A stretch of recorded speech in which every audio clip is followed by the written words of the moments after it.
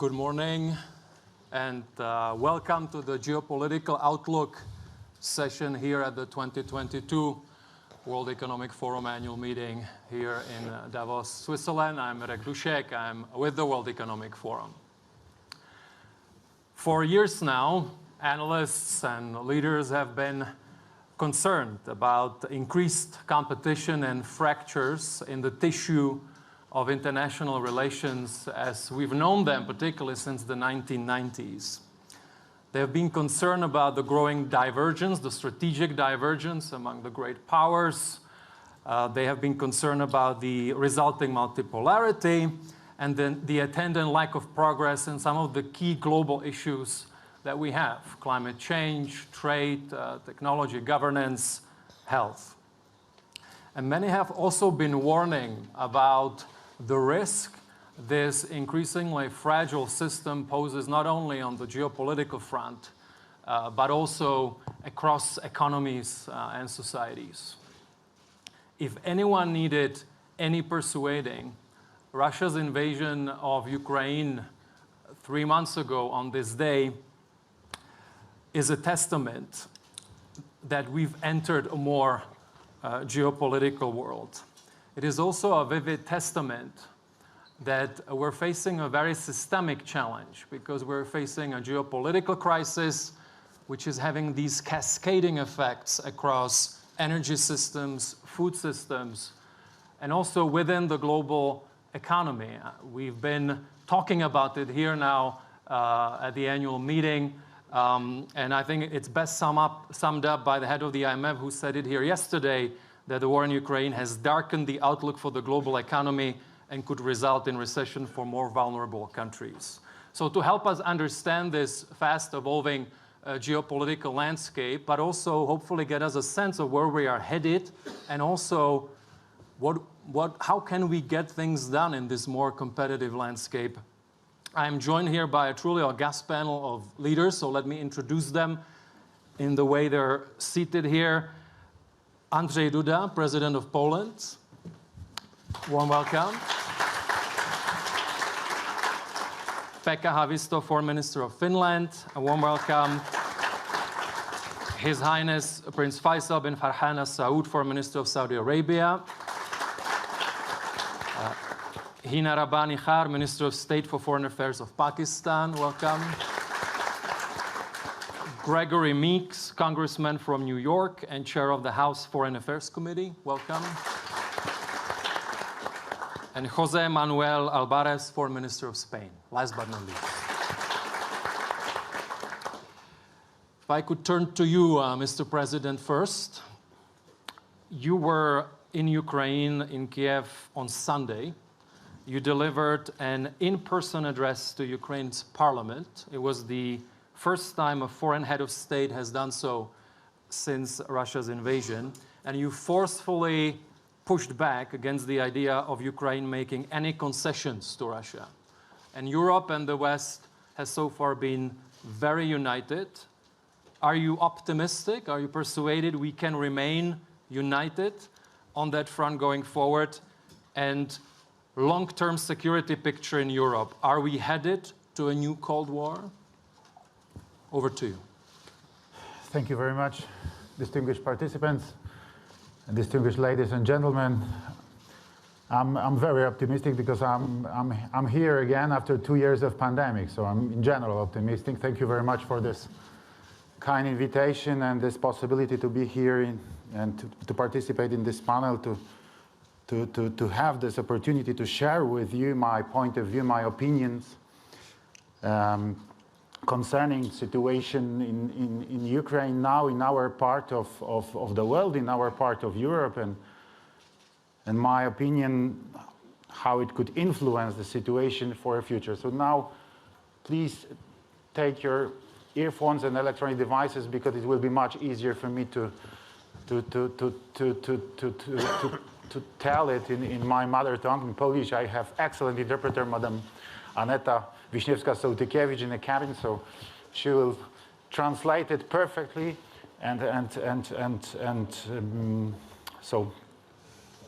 so thank you for coming, and thank you for this possibility to be here to say these few words. Szanowni Państwo, tak rzeczywiście. Ladies and gentlemen, yes, indeed.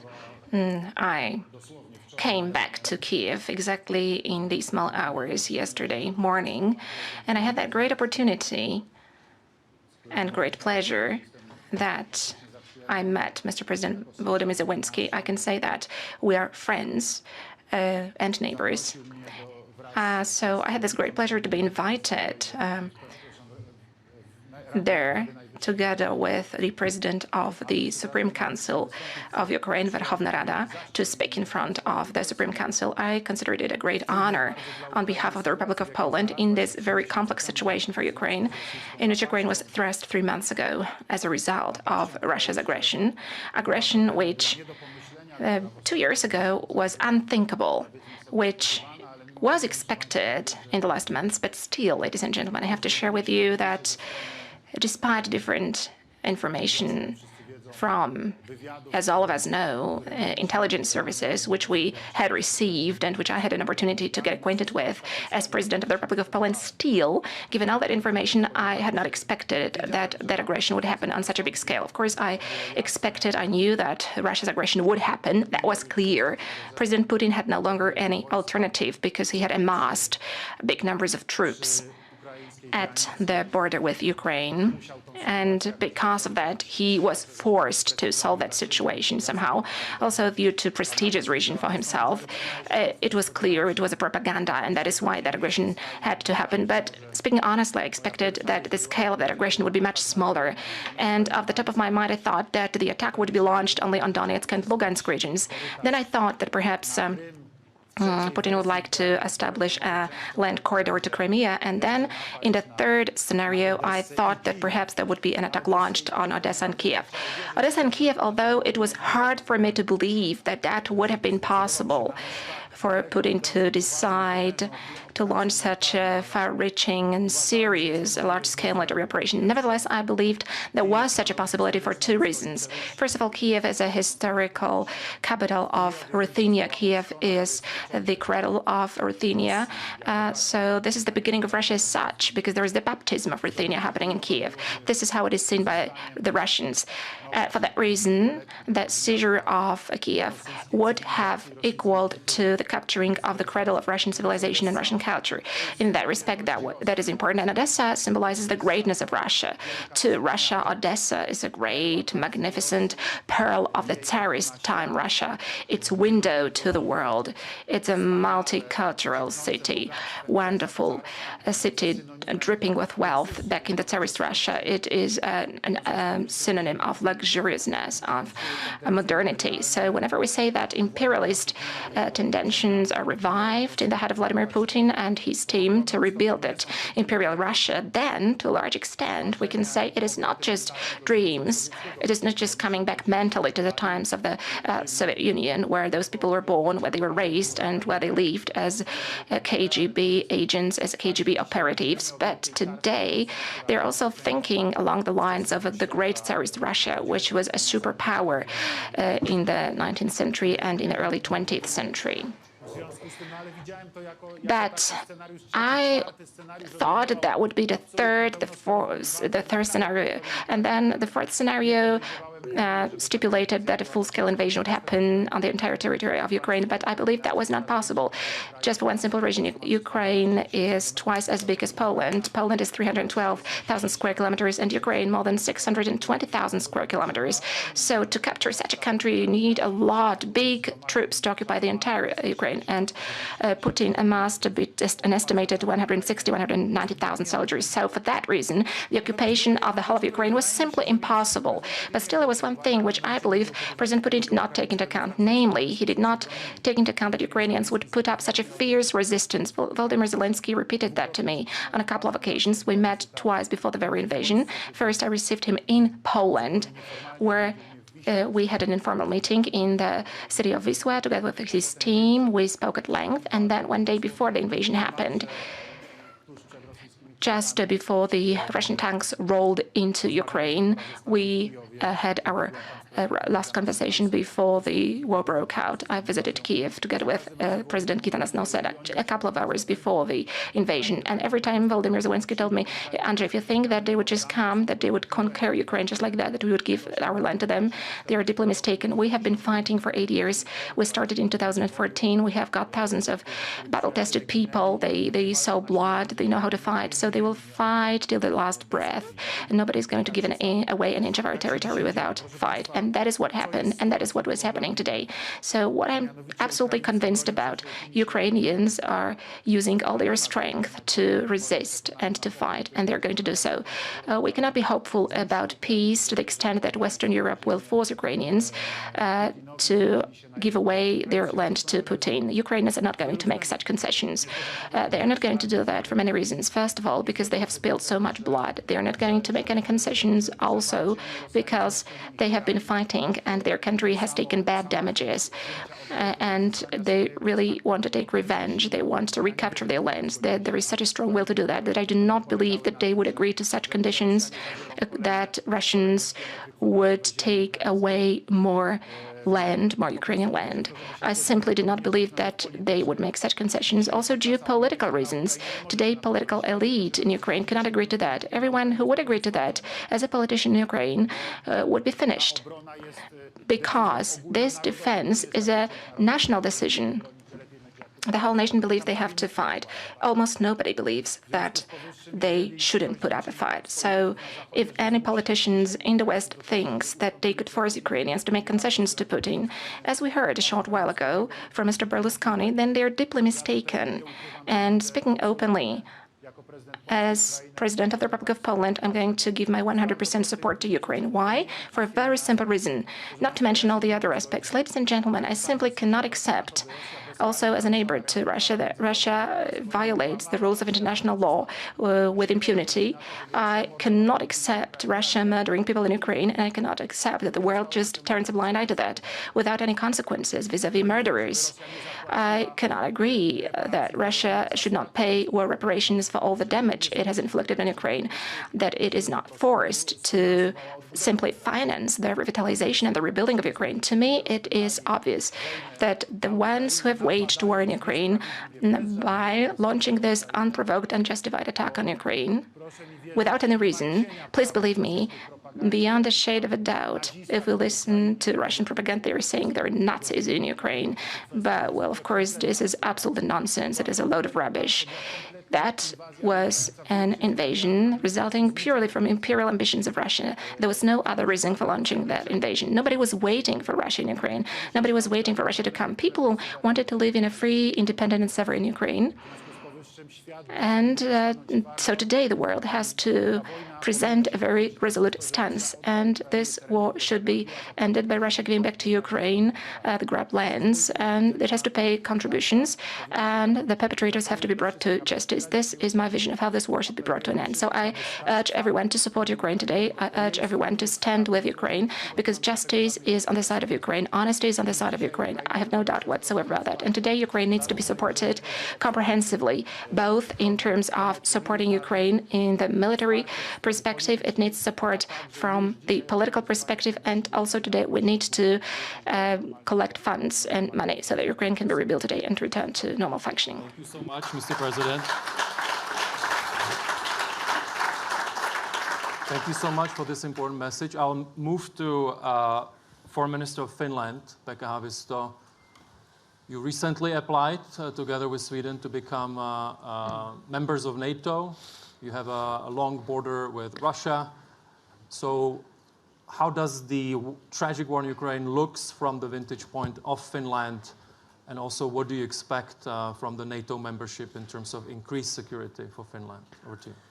Thank you. And thank you for this opportunity of being here, and thanking also Poland and President for all the work you have done for Ukraine, and you have been on the front line and been on the front line also on the European Union support to Ukraine. So thank you for all that. From our perspective, we really delivered our application together with Sweden 1 week ago to NATO. Of course, now we test the NATO open door policy if it exists. I hope that the result is positive. Majority of the countries, of course, in NATO have responded very positively. But how we see actually the situation, we have really more than 1,300 kilometer common border with Russia, and actually I would maybe say that we saw 5 changes in our surrounding and which triggered then our application to NATO. And first is actually the collapse of the European security architecture. What was agreed in Helsinki in 1975 in the OSCE structures is now disappeared. We couldn't prevent a war in Europe with all those structures that we have been creating, and that's maybe now the first remark. My second remark is the Russian ability to take higher risks. When people ask why didn't we react 2008 with Georgia, why didn't we react 2014 with the Crimea occupation, we see a totally different risk-taking ability of Russia, ready to take victims, ready to take losing materials, acting in a very unpredictable way. Russia was also able to gather more than 100,000 soldiers in one spot on their border, saying that this is an exercise, but actually using them, this military force, then really to attack the capital, Kiev, like here was mentioned, actually to trying to do the regime change in a country of 40 million people by military force, actually even without using their reserves yet, just the ordinary military. And of course, we also have seen this kind of loose argumentation about weapons of mass destruction. We are not, at least in Finland, used to that in Europe a country says that tactical nuclear weapons could be used at some stage, even chemical weapons could be used at some stage. This is new, and our actually ordinary people from the streets stopped the minister and asked, we have traditionally a very strong military in Finland. What do we do if we are threatened by tactical nuclear weapons? What do we do if we are threatened by chemical weapons? And that's a good question in these circumstances. And finally, what we see actually now in Ukraine is that the rules of warfare are totally lost. Geneva Conventions not respected. We see a use of sexual violence. We see a lot of use of violence against the civilians. We have been witnessing the Bucha and so forth. So we are in a totally new situation, and we have to wake up for that situation. How do we then see the NATO membership? Of course, we think that it's a group of 30 democratic countries, common values, and very strong transatlantic cooperation. And this is what we are looking for this moment. We actually felt a little bit excited that when we knew that when we are putting the application in, there will be this kind of gray time, that we are not yet members, not yet protected by Article 5, and so what will happen? But we are very thankful that many bigger countries in NATO actually delivered us this kind of not security guarantees, because you can give those only in the NATO, but security assurances, or however you want to call them, that if something bad happens, this support will be given to applicant countries, Sweden and Finland. And now we are looking, of course, forward of our NATO membership and good cooperation also on the transatlantic spirit. Thank you. If I could just have a quick follow-up question. So on the open door policy, how optimistic you are that you can persuade Turkey to work with you in that framework? Well, of course, we have been asked time to time that have we been too blue-eyed on NATO's open door policy. I have to say that I have been this spring twice in Turkey, talking very much with my good colleague, Minister Çavuşoğlu, and basically on those discussions, there were no problems raised and so forth. And now when we see the problems coming, of course, we take this diplomatically. We are sending our delegations to visit Ankara, actually both Sweden and Finland. This will happen tomorrow and so forth, so the dialogue is continuing. We understand that Turkey has some of their own security concerns vis-à-vis terrorism and so forth, and of course we think that we have good answers for those, because we are also part of the fight against the terrorism. So we think that this issue can be settled. There might be also some issues that are not linked directly to Finland and Sweden, more to other NATO members and so forth, but I'm sure that in a good spirit, NATO can solve this issue. If I have been reading correctly in the NATO rules, actually this issue of common views is very strong also, that you should find consensus also in the NATO structure, and we rely on that. Thank you so much. Your Highness, Foreign Minister of Saudi Arabia.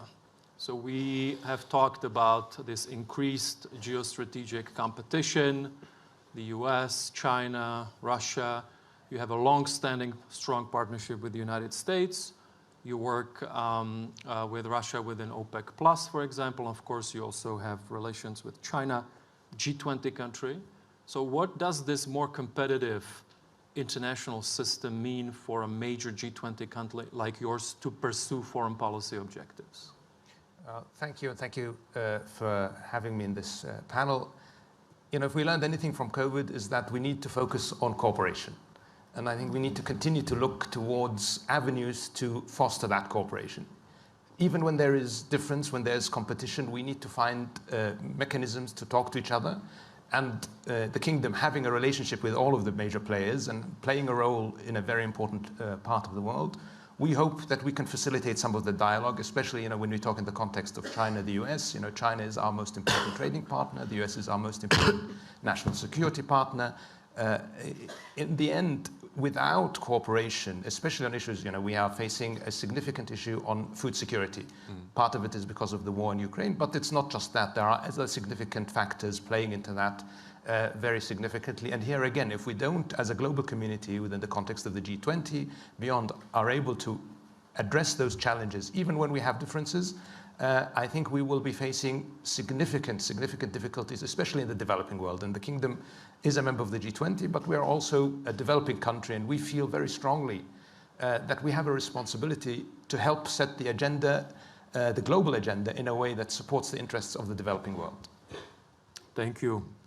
I have a follow-up question. You're also a regional actor, and so we're seeing this increased competition geostrategically. But if you look at the Middle East, you could say that you are seeing increased diplomatic activity. We've seen visits between Turkey, Saudi Arabia, UAE. We've seen you've had publicized dialogue with your northern neighbor, Iran. So are you maybe a little more hopeful that in the Middle East we can see pathways to more dialogue and cooperation?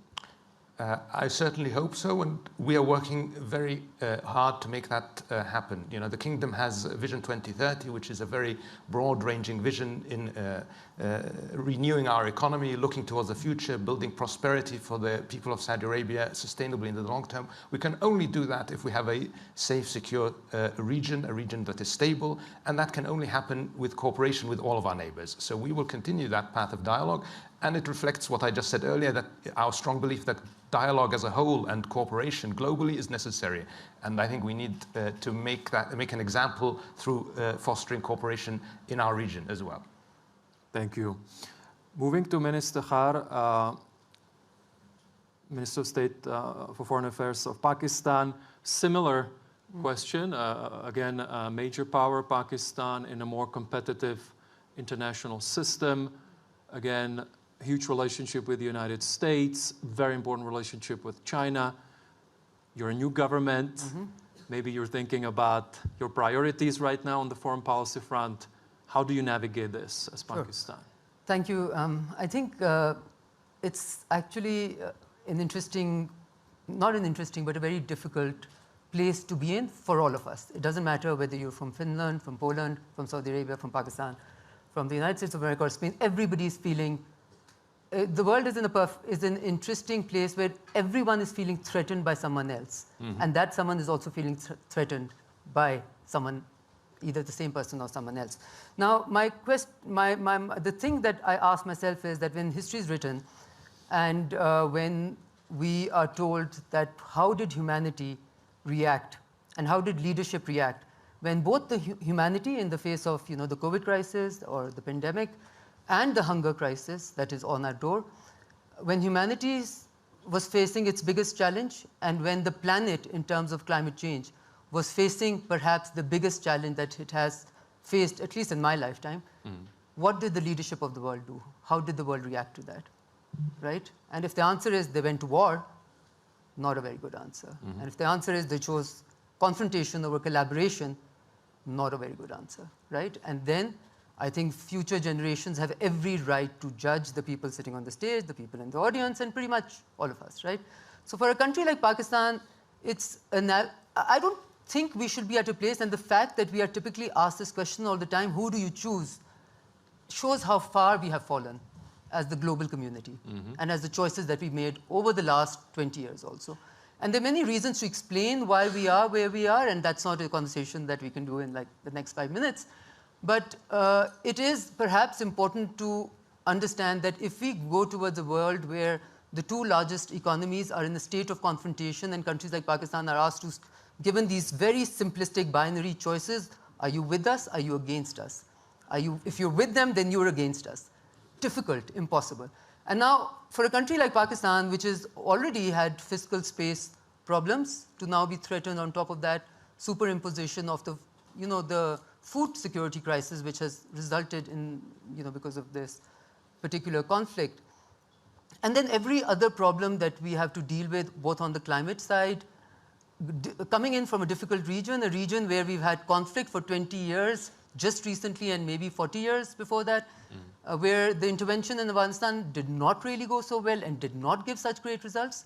So you find yourself in this odd position of wanting to get answers from the world, but the world ending up asking you questions, right? And I will just say that in this point in time, I think this is an inflection point for the world. I genuinely am not saying this only diplomatically. I mean this is an inflection point for the world.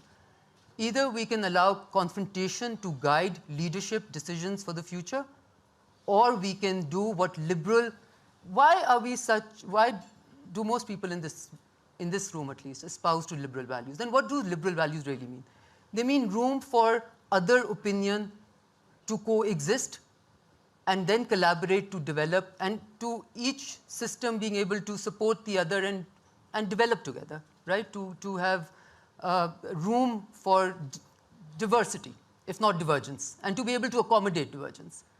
Now, unfortunately, 20 years back, the world was a far better place. I do not feel very confident when I look at my almost teenager children and feel that I probably lived in a securer world than the one that we are leaving to them. And right now, I say we are in inflection point because I think we still have room to be able to come back, okay, and to be able to relook as to how we have. And just one thing that I'm going to sort of leave a thought with you as to, because if you look at, because often we're also asked, where are the points of alignment between, China and the US and the rest of the world? And if you speak to everyone as we do, nobody's stated position is different than the other. Everybody wants a rule-based order. Everybody wants everyone to comply with rule-based order. Everybody wants no one to offer exceptionalism. But perhaps in the way that we have conducted this whole business of cherry-picking on the rules-based order in some of the interventions, and perhaps in the way we are conducting the business of weaponizing economic tools without knowing what their impact is going to be. So we know the impact of interventions. We don't know the impact of sanctions, the way we're using them on the general, ordinary people around the world. I mean, those already have impact on Pakistani people. Did we ever think that would be possible in grain prices? So I think we're living in an exceptionally dangerous, if I can say, world, where countries like myself, like ours, feel even more threatened than perhaps some countries which feel they have greater proximity to where the threat is emanating from. Thank you. If I could just do a quick follow-up.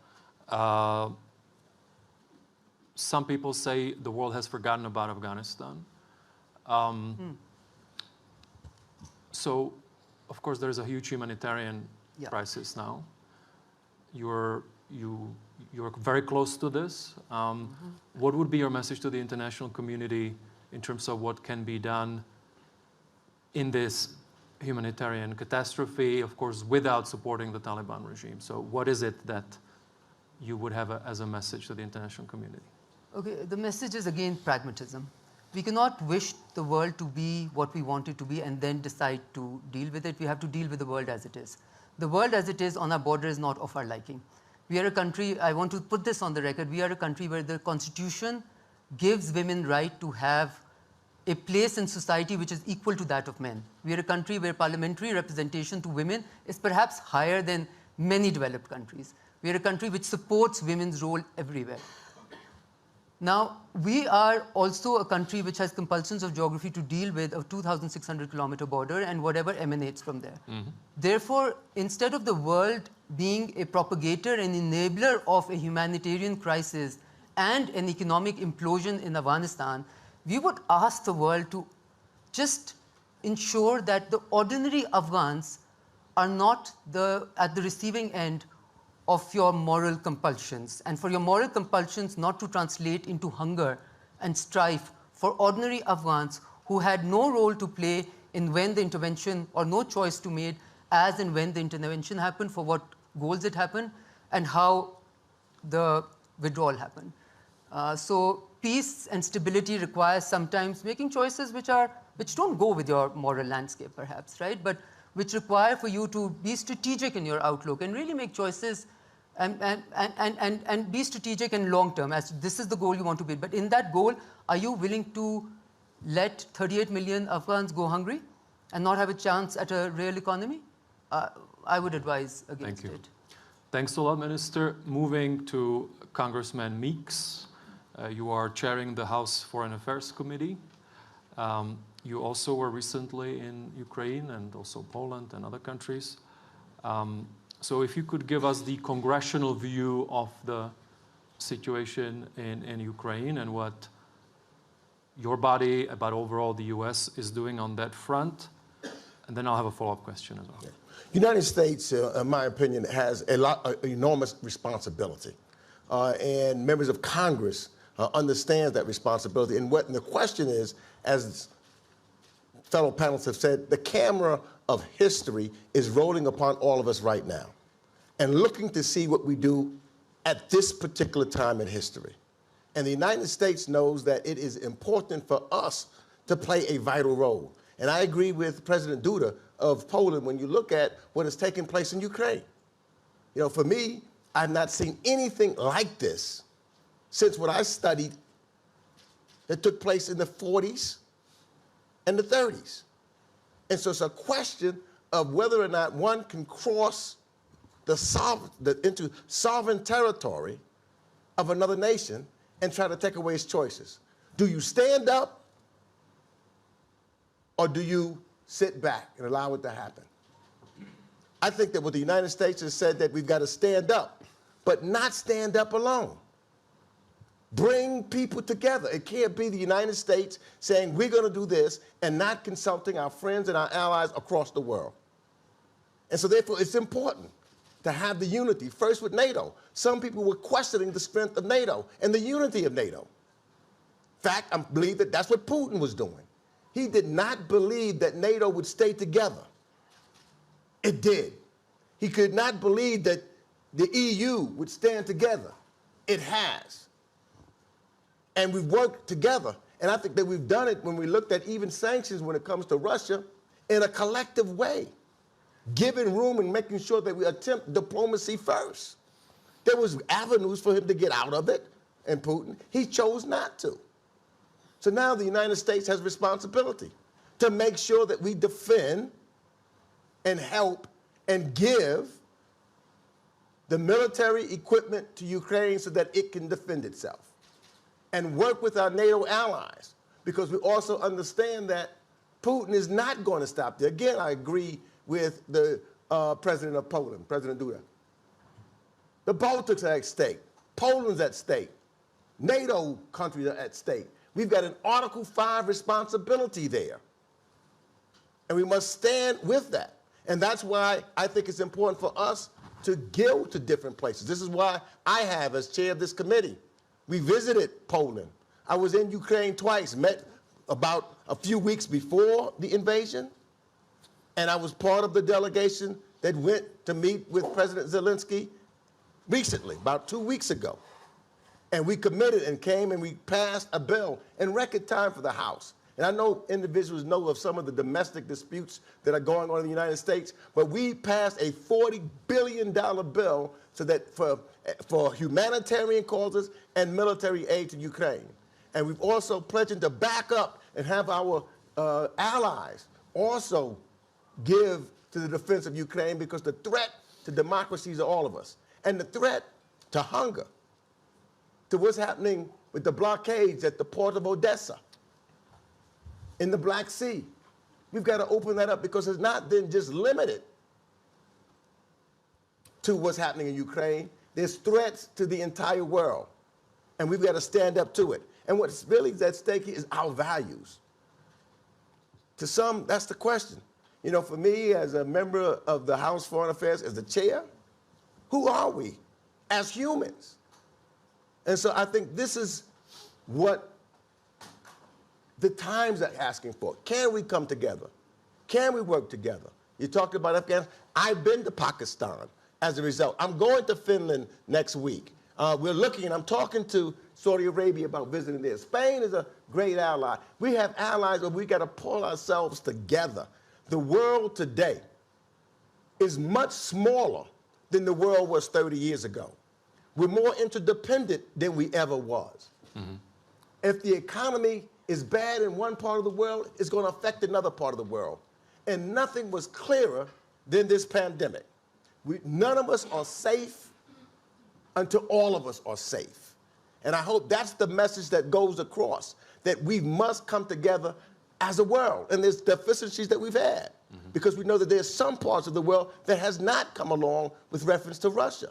So we've got to talk to them also, so that we get together, because that's the only way that I think that we'll be able to survive this place that we call Earth.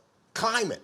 I mean, there's issues, whether you deal with climate, energy security, food security, all of this at line, and it affects each and every nation on this planet. Congressman, thank you. If I could just do a follow-up, we have the midterms coming up. You alluded to it, that some people are also looking at some domestic issues, but you said also, of course, that there was bipartisan support for the bill. Some say that in terms of the response of the West, this was a unique moment. So are you optimistic that with the midterms, we can see consistency on the foreign policy front from the United States on this front or other fronts? Yeah, I am optimistic. One of the things I do, I talked about the travel. I try to make sure that when I travel in a bipartisan delegation, Democrats and Republicans, so that we're not divided when it comes to foreign policy and our goals and moving forward. I think that's tremendously important. And I would think that, you know, because of all of the issues of which, you know, has been articulated by this fantastic panel, that once it's done, it is more than just America. It's more than, so it can't be a scenario. And I think that's what this pandemic and this war that Russia has caused shows, that it can't be America alone. It's got to be America talking to the rest of the world and engaging the rest of the world and listening to the rest of the world and working together. That's, in my estimation, leadership. Leadership is not if you're by yourself. Leadership is if you can work with others and move forward. And I think that's where we're headed. And hopefully that will happen no matter who is in charge after the midterm elections. Thank you. Moving to Minister Alvarez, Foreign Minister of Spain, you are hosting the upcoming NATO summit in Madrid next month. What are your main priorities? What do you expect from the NATO summit as the host country? There are 4 things that Spain is aiming in this summit. And of course, I speak on behalf of my country, because in NATO, especially facing the Russian aggression to Ukraine, we are always aiming for unity. And what we have to do is to discuss among ourselves. But first, of course, a strong response to Russia, because this is a threat that it's to Spain, to the European Union, to the transatlantic allies, and also to democracy, because there are 2 models that are facing each other in Ukraine. There is a model that is authoritarian, that doesn't believe in the rule of law, and there is another one that is represented by European Union that believes in diversity, in pluralism, in democracy. So a strong response from this alliance of democracy that is NATO. The second one, a strategic concept that will head the organization for about a decade. A new strategic concept will be issued. Right now, the main threats come from the East, and we acknowledge that. But we want also a strong component from the southern flank, because we have also very deep threats from our southern flank. The political and unacceptable use of energy or irregular migration to threaten our sovereignty. There is Russian threats also coming from the south. We have the epicenter of terrorism right now in the Sahel. And the third one, of course, is welcoming two new members, Sweden and Finland. Spain strongly supports their accession to NATO during that summit. And above all that, unity. Unity is our best defense against any threats coming from the east and from the south. Thank you. And if I could just have a follow-up on the Mediterranean realm, because you are a Mediterranean stakeholder.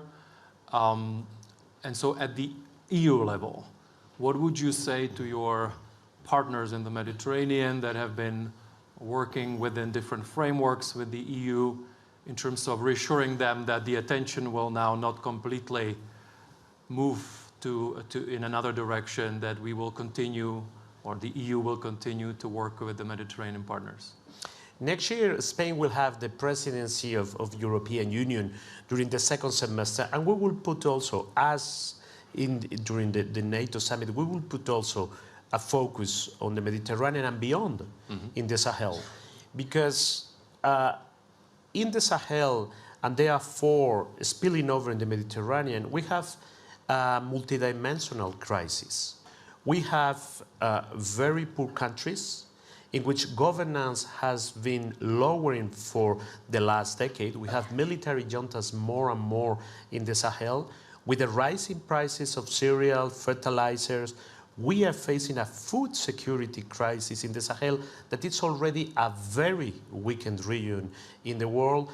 And we have an epicenter of terrorism. We have traditional jihadism in the Sahel, but we have also Daesh that is being weakened in Iraq and Syria, transferring more and more towards the Sahel. So we have to look at it, because the future of the Southern Mediterranean and the European Union are united.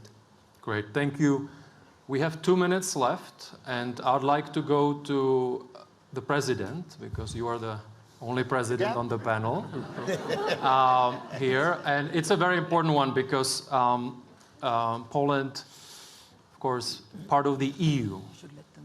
Now we have Ukraine and some other countries have applied for EU membership, but then also you have countries in the Western Balkans. Some of them have applied for Western membership, for EU membership. So if you could just in 2 minutes, Mr. President, give us your sense of how you see the EU enlargement, also in the context of some of the new frameworks that have been pronounced by some leaders in Europe, in 1 minute and 45 seconds. Thank you. Yes, thank you. Two very, very important issues in this matter of the discussion, especially this what Mr. Minister said a moment ago about Sahel and all the problems of Northern Africa. Szanowni Państwo, oczywiście... Ladies and gentlemen, of course.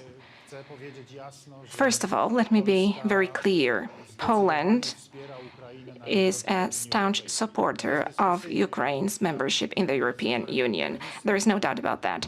I initiated a letter signed by 9 presidents and sent to the European Commission.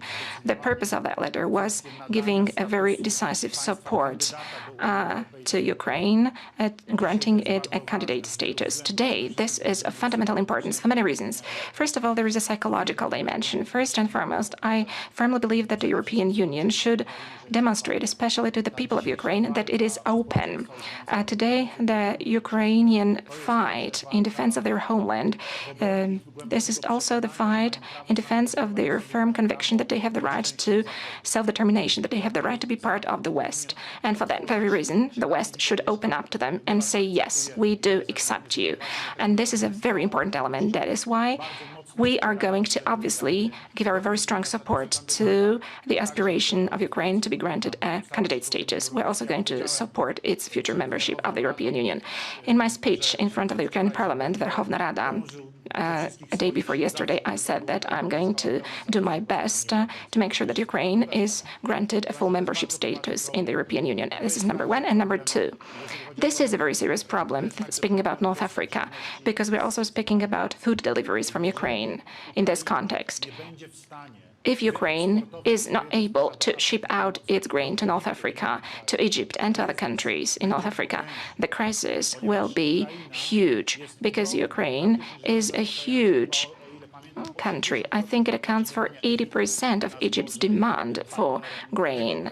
So Ukraine is the partner of this country and also a partner to a couple of other countries in North Africa. So today this is of key importance. If there is a starvation crisis in North Africa, if it turns out that there are no shipments, if indeed the scenario that Minister laid out materializes, then indeed Spain and the entire Southern Europe will face a huge migration problem, a gigantic migration problem. It is obvious to us that there will be a gigantic migration pressure, not to mention a lot of big chaos and unrest in the countries of North Africa and in this part of the world. So today we should focus on making it possible for Ukraine to ship out its grain. President Zelensky, when I visited Kiev together with the Baltic States presidents in mid-April, right after Russian troops withdrew from the suburbs of Kiev, said to us that Ukraine sowed its fields, which means that there would be harvest. But the question is, will there be enough hands to collect that harvests? And question number two, how this grain and sunflower seed oil, and Ukraine is the biggest producer of sunflower oil, how this grain, how this sunflower oil seeds can be shipped out to other parts of the world. Today it is clear that ports need to be used for that. The Odessa port today is blocked today. The question is, are we able to unblock it? The question is, can we transport this grain to Polish seaports, to the Lithuania seaport in Klaipėda, to Constanța in Romania? So there are a lot of question marks here today, and these are the problems that we have to solve, because this is one of the keys to solve the problem of the potential unrest in North Africa. Mr. President, dear ministers, congressmen, ladies and gentlemen, thank you for joining this important conversation. I think you, Minister, said we are at an inflection point, a lot of challenges and uncertainties. I hope that when we are here in a year's time, we'll have more solutions and more peace. Thank you so much. Thank you very much.